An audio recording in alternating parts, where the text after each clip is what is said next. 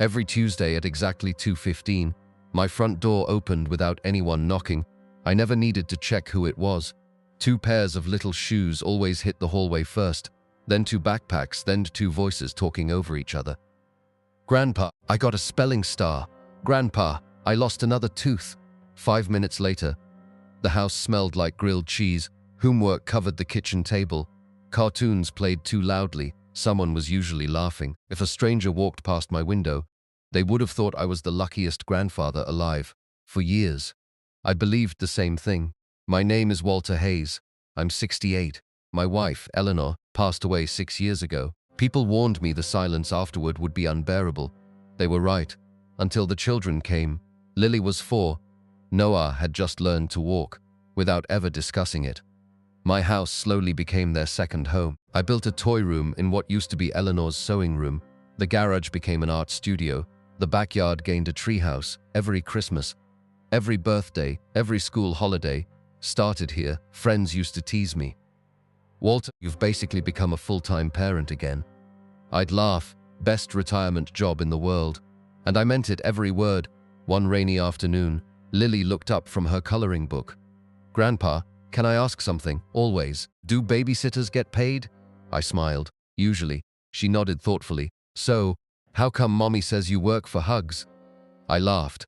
Because hugs are pretty valuable. She seemed satisfied. Children rarely ask follow-up questions. Adults should. I didn't. The next morning, I stopped by the grocery store. Mrs. Alvarez from next door waved me over.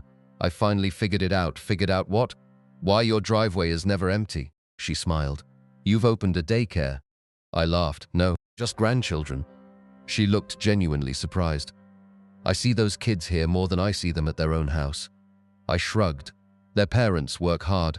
She nodded politely, then quietly added, I hope they remember that someday. At the time, I thought she was complimenting me. Months later, I realized she wasn't. She was warning me.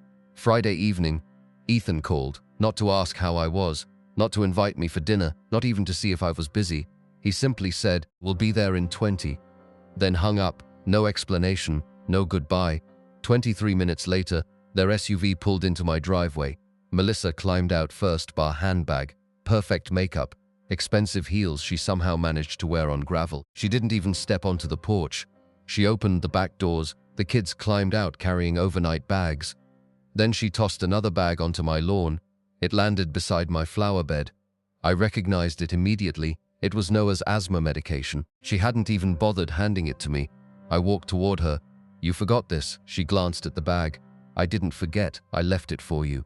Then she smiled, not warmly. The kind of smile people wear when they're absolutely certain you'll never say no. She looked me up and down, then said loudly enough for Ethan to hear, You're not really grandpa anymore. You're free childcare. Honestly, you're only useful for babysitting. She laughed. Now take the kids and stay out of our way. I looked at my son. He was leaning against the driver's door, watching, smiling. Then he laughed too, not because it was funny, because agreeing with her had become easier than respecting me. At that exact moment, the mail truck stopped in front of my house. The carrier stepped out, holding a thick certified envelope addressed to me. She smiled. Mr. Hayes, I've been trying to catch you all week. I signed for it without looking at the return address. I had no idea that envelope would make the next time my son needed a babysitter the most expensive phone call of his life. I left the envelope on the kitchen counter. The kids never noticed it. Children don't care about certified mail. They care about pizza cut into funny shapes, blankets made into forts, and whether grandpa lets them stay up 10 minutes past bedtime. That night, we built a spaceship out of cardboard boxes. Noah insisted the couch was Mars. Lily declared herself captain. By bedtime, the living room looked like a tornado had married a toy store. I wouldn't have changed a thing. Saturday morning started with pancakes, then a trip to the farmer's market. Half the town seemed to know the children. Morning, Walter. Your grandkids are getting so big. I smiled every time. Then something strange happened. A woman selling fresh flowers looked at Lily. What a lucky girl. You must spend every weekend with Grandpa. Lily frowned. We live here. The woman laughed. Oh, you mean this weekend? Lily shook her head. No, we always live here. I looked at her. What do you mean? She answered as if everyone already knew. We only sleep at Mommy's house sometimes. That sentence followed me all afternoon. Only sleep at Mommy's house. When we got home, I quietly opened the hallway closet. There were toothbrushes, school uniforms, winter coats, rain boots, medicine, 3 months of homework folders, enough clothes for every season. I hadn't really noticed before. Things arrived one bag at a time, one forgotten jacket, one extra pair of shoes, one backpack, until somehow, half my grandchildren's lives were stored inside my house, without anyone ever asking. That evening, my neighbor Frank wandered over while I was grilling hamburgers. He watched the kids chasing bubbles across the yard. "You still doing this every day?" I laughed. "Pretty much." He looked surprised. "I thought it was only weekends." "No, they're here before school, after school, almost every weekend." Frank slowly lowered his drink. "Walter, when was the last time you had a day to yourself?" I opened my mouth. Nothing came out. I honestly couldn't remember. Sunday afternoon, Melissa finally arrived, Ardestar's sunglasses, coffee in one hand, pon in the other. She didn't ask how the children had been, didn't ask if Noah had taken his asthma medicine, didn't ask whether Lily finished her homework. She simply walked inside. "Where are their bags?" I carried them to the front door. She looked around the spotless kitchen. "You cleaned everything." The kids helped. She nodded toward the sink. "Next time, can you wash their uniforms too?" I stared at her. "They're already clean, I know, but iron them." Then she looked toward the playroom and reorganized their toys. They're impossible to find things. For a second, I honestly thought she was joking. She wasn't. Ethan finally walked in behind her. "Dad, we've been talking." That sentence almost always means trouble. Melissa crossed her arms. "We're thinking of selling our house. Congratulations. We'll probably need the kids here full-time for a few months while we move." I blinked. "Full-time?" She nodded. "Just weekday and weekends, and maybe overnight if we're busy." She said it the same way someone asks another person to pass the salt, like my answer had already been decided. I looked at Ethan. "What do you think?" He shrugged. "It just makes sense. You love having them." I looked toward the backyard. Lily was helping Noah swing. My heart broke because he was right. I did love having them. What I didn't love was realizing I had quietly stopped being their grandfather. Without anyone asking, I'd become their unpaid nanny, their cook, their driver, their housekeeper, their emergency plan, everything except family. After they left, the house became strangely quiet. I finally opened the certified envelope. Inside wasn't money, wasn't a lawsuit, wasn't an inheritance. It was a letter from Harrison and Cole Family Law. I frowned. Family law? I read the first sentence twice, then a third time because I couldn't believe what it said. Someone I had never met wanted to speak with me about my grandchildren. Immediately, I called the number the next morning. "I think you've got the wrong Walter Hayes." The woman on the other end answered immediately. "I don't believe we do, Mr. Hayes. My name is Rebecca Sloan. I'm a family law attorney. I'd appreciate 30 minutes of your time. I'm not getting divorced. I know. This isn't about you. It's about your grandchildren." An hour later, I walked into her office carrying the certified letter. Rebecca looked to be in her early 40s. Calm, professional, the kind of person who chose every word carefully. She motioned toward a chair. "I'll get straight to the point. 3 months ago, my firm was appointed to represent someone connected to your son's family." I frowned. "Who?" "I can't tell you yet. Confidentiality." She slid a legal pad across her desk. "But I can ask questions. How often do your grandchildren stay overnight with you?" I thought about it. "Most weeks, 4 or 5 nights." She wrote something down. "And school pickups?" "I usually handle them. Doctor appointments, if their parents are busy. Homework, every evening." She nodded again. "Who packs their lunches?" "I do." "Who attends parent-teacher meetings?" "I've gone to the last 3. She stopped writing, then looked up. "Mr. Hayes, everything you've just described, those aren't occasional grandparent duties. Those are primary caregiver responsibilities." The words landed harder than I expected. Primary caregiver, I'd never called myself that. I'd just thought I was helping. Rebecca opened a thick file. "It appears your son and daughter-in-law have been documenting something." "What?" "Every hour you've spent with the children." I laughed softly. "That doesn't make sense." "It does." She slid one printed email toward me. Names were blacked out. Only one sentence remained visible. Thankfully, Walter has them almost every day, so childcare costs are basically zero. Another email. We're saving nearly $4,000 a month because his father never says no. Then another. As long as he thinks it's about being grandpa, he'll keep doing it for free. My chest tightened. Rebecca quietly pushed the papers back into the folder. I thought you should see enough to understand why I contacted you. I drove home without turning on the radio.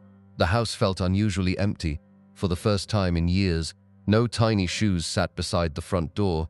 No cartoons echoed from the living room. Just silence. I walked into the playroom. The treehouse model Noah had built was still sitting on the shelf.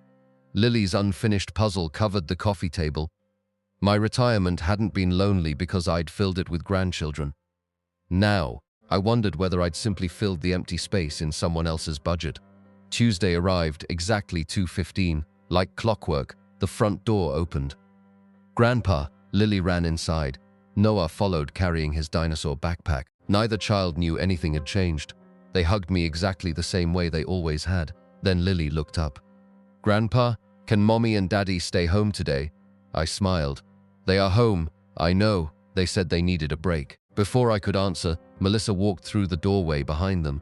She didn't come inside. She stayed on the porch. I forgot Noah's inhaler. I handed it to her. Instead of leaving, I asked quietly, Melissa, how much do you think I'm worth? She frowned. What? My time. She laughed. Oh, are we doing this? You love being with the kids. I do. So what's the problem? The problem, I replied calmly, is that somewhere along the way, you stopped seeing it as love. You started seeing it as free labor. Her smile disappeared. She crossed her arms. Oh, please, don't act like you're doing us some huge favor. We never forced you. You could have said no. I nodded. You're right. I could have. Then I smiled. And starting today, I finally am. She stared at me. What? I'll always be their grandfather, but I'm no longer your full-time childcare plan. For the first time since I'd known her, Melissa looked genuinely frightened. Not angry, frightened, because she suddenly realized something. She had never prepared for the day. The free babysitter stopped being free. The phone rang before 8 the next morning. I looked at the screen, Melissa. I let it ring. 30 seconds later, Ethan called. I answered. Dad, they're waiting. Who is? The kids. At home. We're running late. I took a sip of coffee. I'm sorry to hear that. Silence then. What do you mean? I mean exactly what I said. I'm sorry you're running late. Another pause. So, when are you coming? I'm not. He actually laughed. Seriously, I have a meeting, and Melissa has Pilates. I hope both go well. His voice hardened. Dad, stop playing games. I answered calmly. I'm not playing. I'm retired, not employed. If you need childcare, you'll have to arrange childcare. He hung up. By noon, Melissa had called 6 times. Ethan had called 4. Neither left a voicemail. Instead, they both started texting. This is unbelievable. You're punishing the kids. After everything we've done for you. I smiled sadly. Everything they'd done for me? I couldn't think of a single thing. 3 days later, Ethan showed up at my house. He looked exhausted. His tie was hanging loose. Dark circles framed his eyes. You've made your point. I wasn't making one. He sighed. Do you know what daycare costs? No, you never needed to. He rubbed his forehead. We've spent over $2,000 this week. I nodded. I'm sure it wasn't easy. He stared at me, almost expecting sympathy. Instead, I simply waited. Finally, he muttered, I didn't realize how much you actually did. No, you didn't. The next Sunday, Melissa asked if we could all have dinner together. I agreed. Not because I expected an apology, because Lily and Noah deserved peace. When I arrived, the table was already set. The children ran into my arms. Melissa stayed unusually quiet. Halfway through dinner, she cleared her throat. We owe you an apology. I didn't respond. She continued. We got comfortable. We stopped asking. We started expecting.